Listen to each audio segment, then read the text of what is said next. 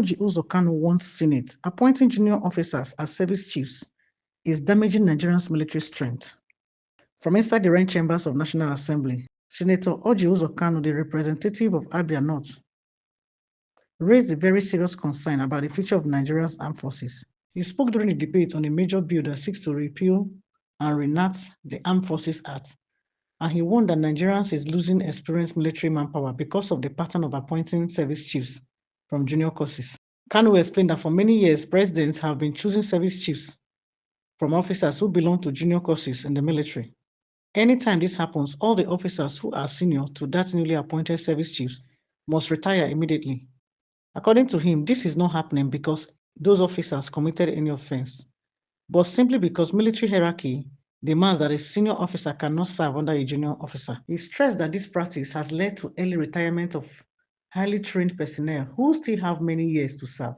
Kalu said this is a big loss for Nigeria because the government has already spent huge amount of money to train these senior officers, both at home and abroad. These officers have gone through war colleges, defense academies, command level courses, and international training programs.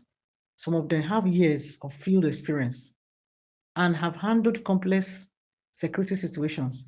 But when a junior officer is promoted above them, Nigeria loses all of that investment instantly. Senator Kalu told his colleague that this issue is one of the reasons the military sometimes appear overstretched. Nigeria keeps sending experienced people home at the peak of their career, while inexperienced officers are left to carry responsibilities they are not prepared for. According to him, the country cannot continue like this, especially in a time when Nigeria is battling insecurity on many fronts, including terrorism, kidnapping, armed robbery, oil theft, banditry, and other violent crimes.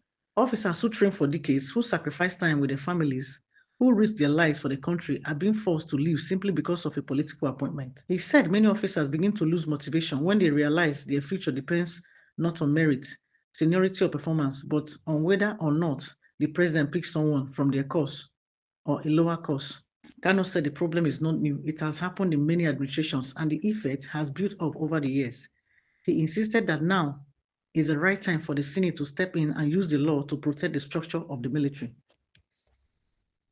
If not corrected, the waste of trained manpower will continue and Nigeria will keep losing experienced officers who should be contributing to national security. He reminded the Senate that training a senior military officer is not cheap. Many of these men and women attend foreign military academies in countries like United States, United Kingdom, India and Pakistan, China, Bangladesh, and South Africa. This training costs Nigeria millions of dollars. When such officers are forced to retire early, Nigeria loses all the skill, knowledge, and international exposure that they have gathered.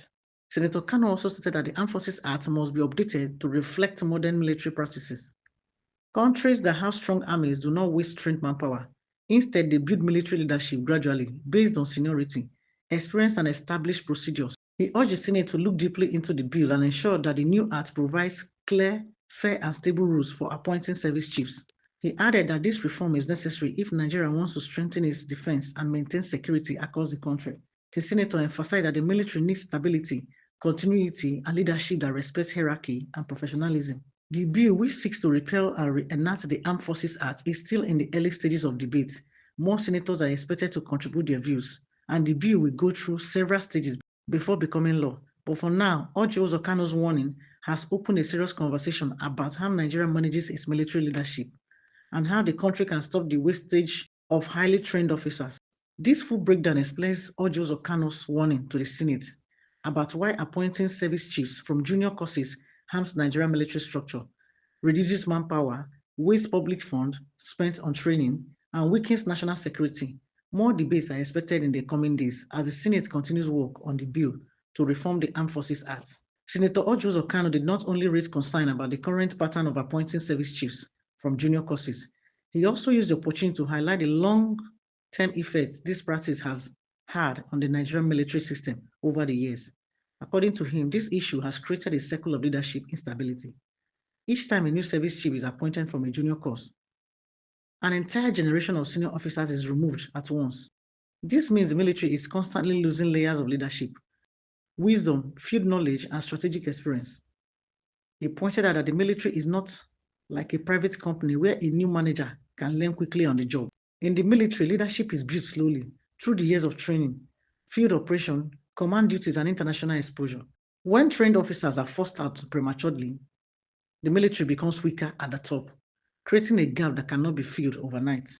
Kanu also explained that many of the senior officers who are pushed out early are people who have been trained in advanced war strategies, counter-terrorism operations, cyber warfare, intelligence gathering, naval operation, air combat procedure, and peacekeeping missions. These officers have served in tough regions, both within and outside the country. They have represented the country in international military meetings, peacekeeping, and defense collaboration. Losing this level of experience, he said, is like losing a whole university of knowledge every year. He reminded the Senate that Nigeria is not in a normal security environment. The country is facing multiple threats across all regions. In the Northeast, terrorism continues to evolve. In the Northwest, banditry and mass adoption remains a major concern. In the North Central, farmer-herder clashes persist. In the Southeast, agitation and security tension are still present. In the South-South, oil theft and pipeline vandalism threatens the economy. In the Southwest, kidnapping and armed robbery are increasing. In such a situation, Kanu argued Nigeria cannot afford to lose trained personnel who have the capacity to plan, lead, and coordinate operations effectively. He said a strong military is not only about weapons, aircraft, ships, or vehicles. It is also about human capacity, intelligence, experience, and strategic thinking. When experienced officers leave too early, the country becomes vulnerable. He also mentioned that morale is a very important factor in the military. When officers see their seniors being removed, not because of incompetence or misconduct, but because of political appointment, it creates fear and uncertainty. Many officers begin to question whether their hard work, sacrifice, and long training will matter in the end. According to him, this lack of morale and uncertain career progression can reduce the overall efficiency of the military.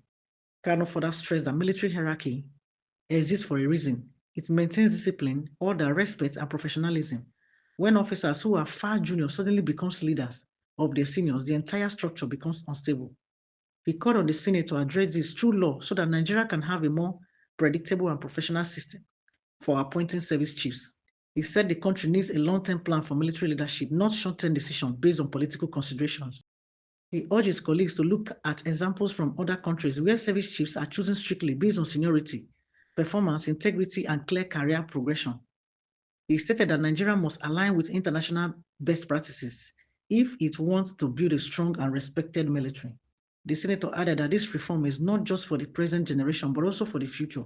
Young officers who are just joining the military today need to be sure that their career will follow a clear pattern and that they will not be removed suddenly at the peak of their service due to decisions outside their control.